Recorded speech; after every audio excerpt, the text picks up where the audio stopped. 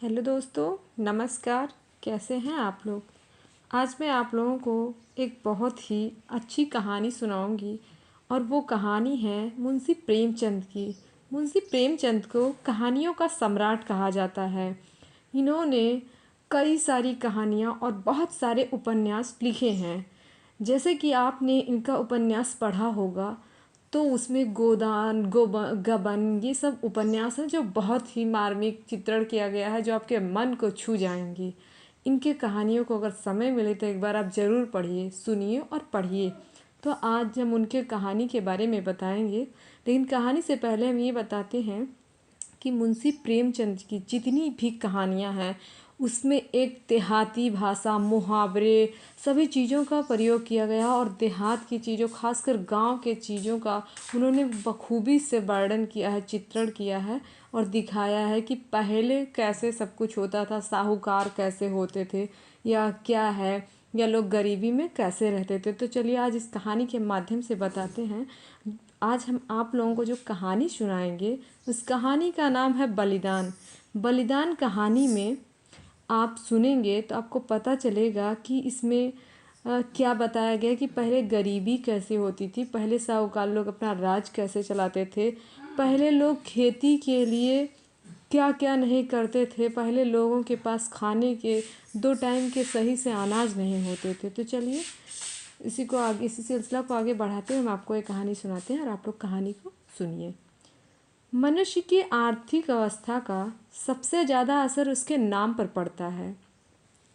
मौजे बेला के मंगरू ठाकुर से कांस्टेबल हो गया है। उनका नाम मंगल सिंह हो गया है। अब वो उन्हें कोई मंगरू कहने का साहस नहीं करता और ना ही कर सकता। कल्लू अहीर ने जब से हल्के के थानेदार साहब से मित्रता कर ली है और गांव का मुखिया हो गया है, उसका नाम कालिका दीन हो गया है। अब उसे कोई कल्लू कहे तो आंखें लाल पीला करता है। इसी प्रकार हरखू चंद कुर्मी अब हरखू हो गया है। आज से 20 साल पहले उसके यहाँ शक्कर बनती थी, कई हल की खेती होती थी और कारोबार खूब हुआ करता था, चलता था।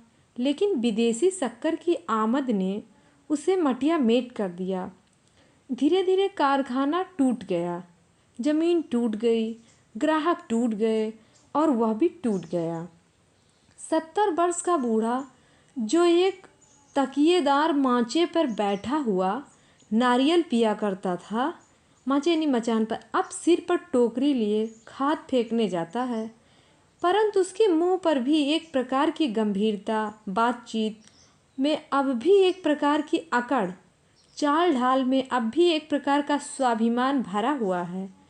इन पर काल की गति का प्रभाव नहीं पड़ा। रस्सी जल गई पर बल नहीं टूटा। भले दिन मनुष्य के चरित्र पर सदैव के लिए अपना चिन्ह छोड़ जाते हैं। हरखू के पास अब केवल 5 बीघा जमीन है, केवल 2 बैल हैं, एक हल की खेती होती है। लेकिन पंचायतों में आपस की कलह में उसकी सहमति अब भी समान की दृष्टि से देखी जाती है। वह जो बात कहता है बेलाग कहता है और गांव के अनपढ़ उसके सामने मुंह नहीं खोल सकते। हरखू ने अपने जीवन में कभी दवा नहीं खाई। वह बीमार जरूर पड़ता था, पड़ा कुंवार मास में मलेरिया से कभी न बचता था, लेकिन 10-5 दिन में वह बिना दवा खाए ही चंगा हो जाता था, मतलब ठीक हो जाता था। इस वर्ष भी कार्तिक में बीमार पड़ा और यह समझकर कि अच्छा तो हो ही जाऊंगा, उसने कुछ परवाह न की। परंतु अब की बार जो ज्वर आया था वो मौत का परवाना लेकर चला था। 1 सप्ताह बीता, दूसरा सप्ताह बीता, पूरा महीना बीत गया, पर हरखू चारपाई से ना उठा। अब उसे दवा की ज़रूरत मालूम हुई। उसका लड़का गिरधारी कभी नीम के सीके पिलाता, कभी उसे गुर्ज का सत, कभी गादापुरना की जड़, यानी गादापुरना जो लोग बोलते हैं। अब इन औषधियों से कोई फ़ायदा ना होता था। हरखू को विश्वास हो गया कि अब संसार से चलने के दिन आ गए। एक दिन मंगल सिंह उसे देखने गए। बेचारा टूटी खाट पर पड़ा राम राम जप रहा था। मंगल सिंह ने कहा, बाबा, बिना दवा खाए अच्छे ना होंगे, कुनैन क्यों नहीं जाते? हरखू ने उदासीन भाव से कहा, तो लेते आना। दूसरे दिन कालिका दीन ने आकर कहा, बाबा, 2-4 दिन कोई दवा खा लो, अब तुम्हारी जवानी की देन थोड़ी ही है कि बिना दवा दर्द के अच्छे हो जाओगे। हरखू ने उसी मंदभाव से कहा, तो लेते आना, लेकिन रोगी को देख आना एक बात है, दवा लाकर उसे देना दूसरी बात है। पहली बात शिष्टाचार से होती है, दूसरी सच्ची संवेदना से। न मंगल सिंह ने खबर ली, न कालिका दीन ने, न किसी तीसरे ही ने। हरखू दालान में खाट पर पड़ा रहता। मंगल सिंह कभी नजर आ जाते तो कहता, भैया वह दवा नहीं लाए। मंगल सिंह कतरा कर निकल जाते। कालिका दीन दिखाई देते तो उनसे भी यही प्रश्न करता, लेकिन वह भी नज़र बचा लेता। यह तो उसे यह सोचता ही नहीं था कि दवा पैसे के बिना नहीं आती, या वह पैसों को जान से भी प्रिय समझता था, अथवा वह जीवन से निराश हो गया था। उसने कभी दवा के दाम की बात नहीं की। दवा न आई, उसकी दशा दिनों दिन बिगड़ती गई। यहाँ तक कि 5 महीने कष्ट भोगने के बाद उसने ठीक होली के दिन शरीर त्याग दिया, यानी उसका मृत्यु हो गया। गिरधारी ने उसका शव बड़ी धूमधाम भोगने के बाद गिरधारी ने उस शव को बहुत अच्छे से रखा और उसके शव को बड़ी धूमधाम से निकाला। क्रियाकर्म बड़े हौसले से किया। कई गांव के ब्राह्मणों को निमंत्रित किया। बेला में होली न मनाई गई, न अबीर और गुलाल उड़ी, न डफली बजी, न भंग की नालियाँ बहीं। कुछ लोग मन ही मन हरखू को कोसते जरूर थे कि बुढ़े को आज ही मरना था, 2-4 दिन बाद मरता। लेकिन इतना निर्लज्ज कोई ना था कि शोक में आनंद मनाता। वो शहर नहीं था जहाँ कोई किसी के काम में शरीक नहीं होता, यानी शामिल नहीं होता, जहाँ पड़ोसी के रोने पीटने की आवाज़ हमारे कानों तक नहीं पहुँचती। हरखू के खेत गांव वालों की नज़र पर चढ़े हुए थे। 5 बीघा जमीन कुएं के निकट खाद पांच से लदी हुई मेड़ बांध से ठीक थी। उनमें 3-3 फसलें पैदा होती थीं। हरखू के मरते ही उन पर चारों ओर से धावे होने लगे। गिरधारी तो क्रियाकर्म में फंसा हुआ था।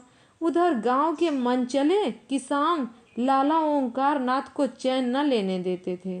नजराने की बड़ी बड़ी रकमें पेश हो रही थी। कोई साल भर का लागान पेशगी देने को तैयार था, कोई नजरानों की दूनी रकम का दस्तावेज लिखने को तुला हुआ था। लेकिन ओंकार नाथ सबको टालते रहते थे। उनका विचार था कि गिरधारी का हक सबसे ज़्यादा है। वह अगर दूसरों से कम भी नजराना दे तो खेत उसी को देना चाहिए।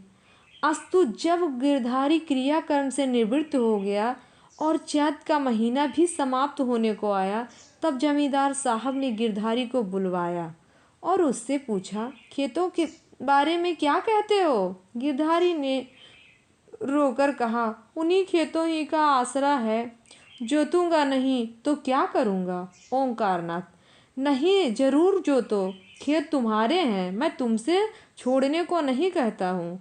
हरखू ने उन्हें 20 साल तक जोता, उन पर तुम्हारा हक है। लेकिन तुम देखते हो अब जमीन की दर कितनी बढ़ गई, यानी दाम कितनी बढ़ गई है। तुम 8 रुपये बीघे पर जोतते थे, मुझे 10 रुपये मिल रहे हैं, और नजराने के रुपये 100 अलग से। तुम्हारे साथ रियायत करके लगान वही रखता हूँ, पर नजराने के रुपये तुम्हें देने पड़ेंगे। गिरधारी, सरकार, मेरे घर में तो इस समय रोटियों का भी ठिकाना नहीं है, इतने रुपए कहाँ से लाऊंगा? जो कुछ जमा जथा थी दादा के काम में उठ गई, यानी ख़त्म हो गई। अनाज खलिहान में है, लेकिन दादा के बीमार हो जाने से उपज भी अच्छी नहीं हुई। रुपए कहाँ से लाऊं? ओंकारनाथ, ये सच है, लेकिन मैं इससे ज़्यादा रियायत नहीं कर सकता। गिरधारी, नहीं सरकार, ऐसा ना कहिए, नहीं तो हम बिन मारे मर जाएंगे। आप बड़े होकर कहते हैं तो बैल बधिया बेच कर 50 रुपया कर सकता हूँ, इससे बेसी की हिम्मत नहीं पड़ती। ओंकारनाथ चिढ़कर बोले, तुम समझते होंगे कि हम ये रुपए लेकर अपने घर रख लेते हैं और चैन की बंसी बजाते हैं, लेकिन हमारे ऊपर जो कुछ गुजरती है हम ही जानते हैं। कहीं ये चंदा, कहीं वह इनाम, इनके मारे कचूमर निकल जाता है। बड़े दिन में सैकड़ों रुपए डालियों में उड़ जाते हैं। जिसे डाली न दो वही मुंह फुलाता है। जिन चीज़ों के लिए लड़के तरस कर रह जाते उन्हें बाहर से मंगा कर डालियों में सजाता हूँ। उस पर कभी कानून गो आ गए, कभी तहसीलदार, कभी डिप्टी साहब का लश्कर आ गया। सब मेरे मेहमान होते हैं। अगर ना करूं तो नक्कू बनूं और सबकी आंखों में कांटा बन जाऊं। साल में 1200 मोदी को इस रसद खुराक के मद में देने पड़ते हैं। ये सब कहाँ से आवे? बस यही जी चाहता है कि छोड़कर निकल जाऊं। लेकिन हमें तो परमात्मा ने इसीलिए बनाया है कि 1 रुपए से सस्ता कर लें और दूसरे को रोक रोक कर दें। यही हमारा काम है। तुम्हारे साथ रियायत कर रहा हूँ, लेकिन तुम इतनी रियायत पर भी खुश नहीं होते। हर इच्छा नजराने में 1 पैसा भी रियायत ना होगी। अगर 1 हफ्ते के अंदर रुपए दाखिल करोगे तो खेत जोतने पाओगे, नहीं तो नहीं। मैं दूसरा प्रबंध कर दूंगा। गिरधारी उदास और निराश होकर घर आया। 100 रुपए का प्रबंध उसके काबू के बाहर था। सोचने लगा, अगर दोनों बैल बेच दूं तो खेत ही लेकर क्या करूंगा? घर बेचूं तो यहाँ लेने वाला ही कौन है? और फिर बाप दादों का नाम डूबता है। 4-5 पेड़ हैं, लेकिन उन्हें बेचकर 250 रुपये या 30 रुपये 300 रुपये से अधिक ना मिलेंगे। उधार लूँ तो देता कौन है? अभी बनिए के 50 रुपये सिर पर चढ़े हैं, वह 1 पैसा भी न देगा। घर में गहने भी तो नहीं हैं। नहीं, उन्हीं को बेचता। ले देकर एक हंसली है, बनवाई थी, वो भी बनिया के घर पड़ी हुई है। साल भर हो गया, छुड़वाने की नौबत ना आई। गिरधारी और उसकी स्त्री सुभागी दोनों ही इसी चिंता में पड़े रहते, लेकिन कोई उपाय न सूझता था। गिरधारी को खाना पीना अच्छा न लगता, रात को नींद न आती। खेतों के निकलने का ध्यान आते ही उसके हृदय में हुक सी उठने लगती। हाय, वह भूमि जिसे हमने बरसों से जोता, जिसे खाद में पाटा, जिसमें मेड़े रखी, जिसकी मेड़े बनाई, उसका मजा अब दूसरा उठाएगा। ये खेत गिरधारी के जीवन के अंश हो गए थे। उनकी एक एक अंगुल भूमि उसके रक्त से रंगी हुई थी। उनका एक एक परमाणु उसके पसीने से तर हो गया था। उसके नाम उसकी जिह्वा पर उसी तरह आते थे जिस तरह अपने तीनों बच्चों के। कोई चौबीसों था, कोई 22 था, कोई नाले वाला, कोई तलैया वाला। इन नामों के स्मरण होते ही खेतों का चित्र उसकी आंखों के सामने खिंच जाता था। वह इन खेतों की चर्चा इस तरह करता मानो वह सजीव हैं, मानो उसके भले बुरे के साथी हैं। उसके जीवन की सारी आशाएं, सारी इच्छाएं, सारे मंसूबे, सारी मन की मिठाइयाँ, सारे हलवाई किले इन्हीं खेतों पे अवलंबित थे।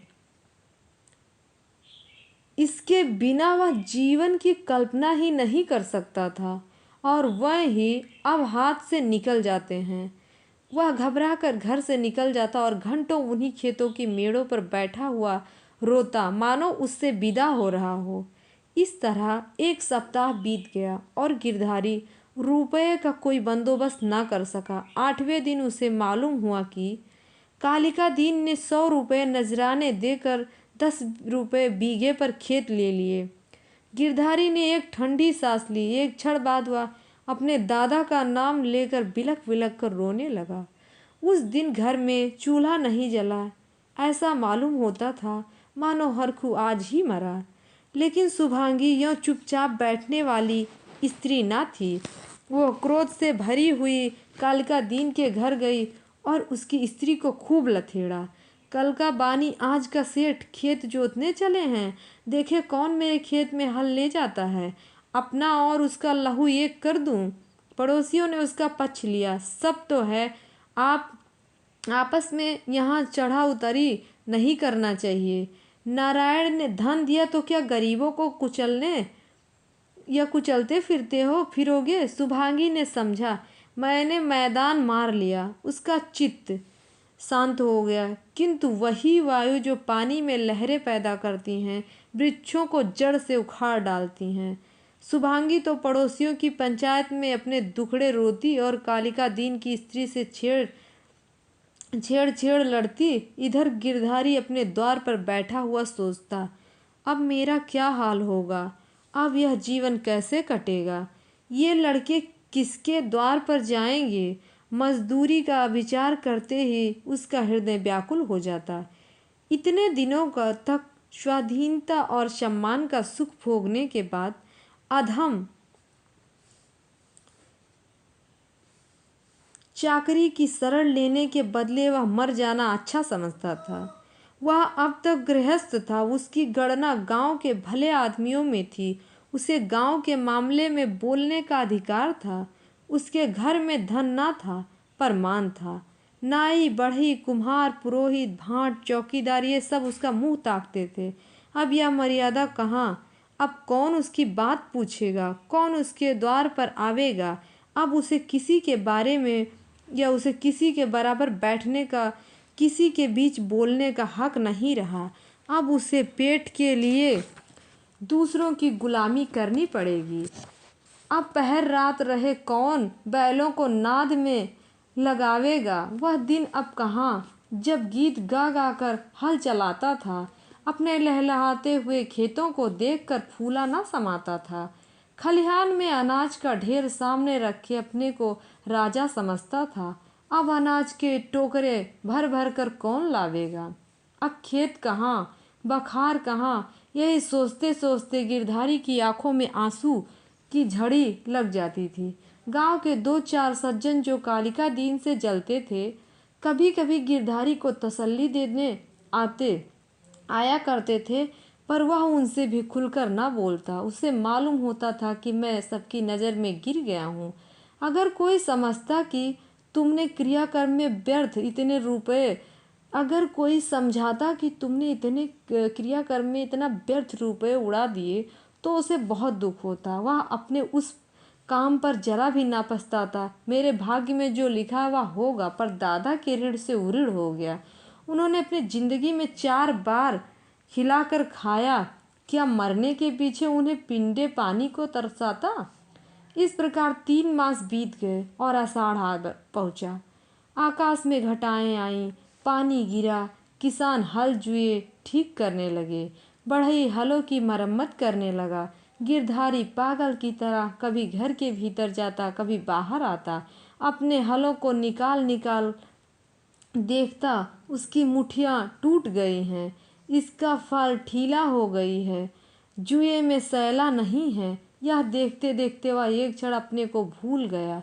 दौड़ा हुआ बढ़ई के यहाँ गया और बोला, रज्जू मेरे हल भी बिगड़े हुए हैं, चलो बना दो। रज्जू ने उसकी ओर करुणा भाव से देखा और अपना काम करने लगा। गिरधारी को होश आया, नींद से चौंक पड़ा। गलान से उसका सिर झुक गया। आंख भर आई, चुपचाप घर चला आया। गांव के चारों ओर हलचल मची हुई थी। कोई सन के बीज खोजता फिरता था, कोई जमींदार के चौपाल से धान के बीज लिए आता था। कहीं सलाह होती थी किस खेत में क्या बोना चाहिए, कहीं चर्चा होती थी कि पानी बहुत बरस गया, 2-4 दिन ठहर कर बोना चाहिए। गिरधारी ये बातें सुनता और जलहीन मछली की तरह तड़पता था। एक दिन संध्या समय गिरधारी खड़ा अपने बैलों को खुजला रहा था कि मंगल सिंह आए और इधर उधर की बातें करके बोले, गोई को बांध कर कब तक खिलाओगे। निकाल क्यों नहीं देते? गिरधारी ने मलिन भाव से कहा। हाँ, कोई ग्राहक आवे तो निकाल दूँ। मंगल सिंह, एक ग्राहक तो हम ही हैं, हम ही को दे दो। गिरधारी अभी कुछ उत्तर न देने पाया था कि तुलसी बनिया आया और गरज कर बोला, गिरधारी, गिरधारी तुम्हें रुपए देने हैं कि नहीं? वैसा कहो, क्या कहते हो? 3 महीने से हीला हवाला करते चले आते हो। अब कौन खेती करते हो कि तुम्हारी फसल को अगोरे बैठे रहें? गिरधारी ने दीनता से कहा, साह, जैसे इतने दिनों माने हो, आज और मान जाओ, कल तुम्हारी एक एक कौड़ी चुका दूंगा। मंगल और तुलसी ने इशारे से बातें की और तुलसी भुनभुनाता हुआ चला गया। जब गिरधारी मंगल सिंह से बोला, तुम इन्हें ले लो तो घर के घर ही में रह जाएं, कभी कभी आँख से देख तो लिया करूँगा। मंगल, मुझे अभी तो ऐसा कोई काम नहीं, लेकिन घर पर सलाह करूँगा। गिरधारी, मुझे तुलसी के रुपए देना है, नहीं तो खलियाने को तो भूसा है,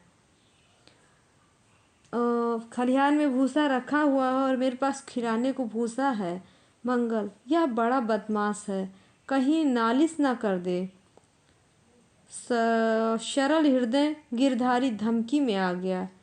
कार्यकुशल मंगल सिंह को सस्ता सौदा करने का यह अच्छा अवसर मिला।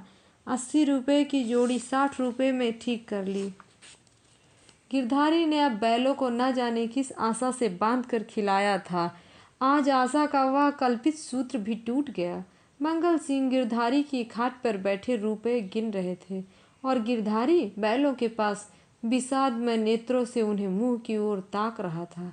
आह, ये मेरे खेतों के कमाने वाले, मेरे जीवन का आधार, मेरे अन्नदाता, मेरे मान मर्यादा की रक्षा करने वाले, जिनके लिए पहर रात से उठकर छांटी काटता था, जिनकी खली दाने की चिंता अपने खाने से ज़्यादा रहती थी, जिनके लिए सारा घर दिन भर हरियाली उखाड़ा करता था, ये मेरी आशा की 2 आँखें, मेरे इरादे के 2 तारे, मेरे अच्छे दिनों के 2 चिन्ह, मेरे 2 हाथ अब मुझसे विदा हो रहे हैं। जब मंगल सिंह ने रुपए गिनकर रख दिए और बैलों को ले चले, तब गिरधारी उनके कंधों पर सिर रखकर खूब फूट फूट कर रोया, जैसे कन्या मायके विदा होते समय माँ बाप के पैरों को नहीं छोड़ती, उसी तरह गिरधारी इन बैलों को न छोड़ता था। सुभागी भी दालान में खड़ी रो रही थी और छोटा लड़का मंगल सिंह को एक बांस की छड़ी से मार रहा था। रात को गिरधारी ने कुछ नहीं खाया, चारपाई पे पड़ा रहा। प्रातःकाल सुभागी चिलम भरकर ले गई तो वह चारपाई पर न था। उसने समझा कहीं गए होंगे, लेकिन जब 2-3 घड़ी दिन चढ़ गई और वह घर न लौटा तो उसने रोना धोना शुरू किया। गांव के लोग जमा हो गए, चारों ओर खोज होने लगी, पर गिरधारी का पता न चला। संध्या हो गई, अंधेरा छा रहा था। सुभागी ने दिया जलाकर गिरधारी के सिरहाने रख दिया और बैठी द्वार की ओर ताक रही थी कि सहसा उसे पैरों की आहट मालूम हुई। सुभागी का हृदय धड़क उठा। वह दौड़कर बाहर गई और इधर उधर ताकने लगी।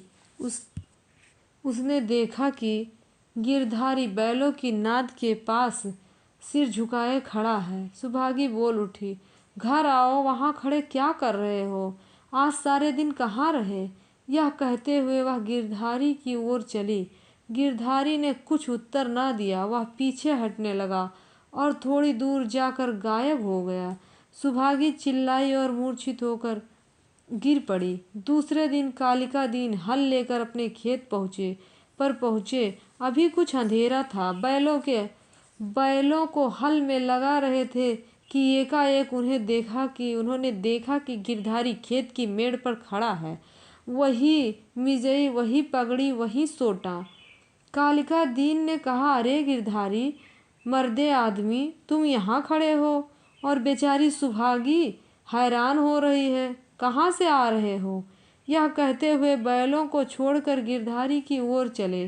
गिरधारी पीछे हटने लगा और पीछे वाले कुएं में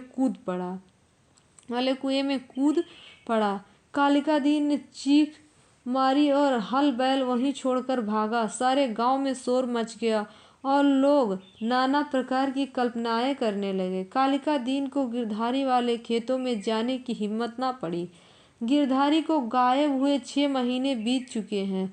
उसका बड़ा लड़का अब एक ईंट के भट्टे पर काम करता है और 20 रुपये महीना लाता है। वह कमीज और अंग्रेजी जूता पहनता है। घर में दोनों जून तरकारी पकती है और जौ के बदले गेहूं खाया जाता है। लेकिन गांव में उसका कुछ भी आदर नहीं। यह अब मजूर है। सुभागी अब पराए गांव में आए हुए कुत्ते की भांति दुबकती फिरती। वह अब पंचायत में नहीं बैठती। वह अब मजूर की माँ है। कालिका दीन ने गिरधारी के खेतों को इस्तीफा दे दिया है, क्योंकि गिरधारी अभी तक अपने खेतों के चारों तरफ मंडराया करता है। अंधेरा होते ही वह मेड़ पर आकर बैठ जाता है और कभी कभी रात को उधर से उसके रोने की आवाज़ सुनाई देती है। वह किसी से बोलता नहीं, किसी को छेड़ता नहीं। उसको केवल अपने खेतों को देखकर संतोष होता है। दिया जलने के बाद उधर का रास्ता बंद हो जाता है। लाला ओंकारनाथ बहुत चाहते हैं कि ये खेत उठ जाए, लेकिन गांव के लोग अब उन खेतों का नाम लेते डरते हैं। Thank you. अगर आप लोगों को ये कहानी अच्छी लगी हो तो हमें कमेंट करके ज़रूर बताइए कि बलिदान कहानी आप लोगों को कैसी लगी। और हाँ, अगर आपको मुंशी प्रेमचंद की कहानी अच्छी लगती है तो जो कहानी आप लोगों को सुनना है वो हमें कमेंट करके ज़रूर बताइए। अगली कहानी हम आपको सुनाएंगे।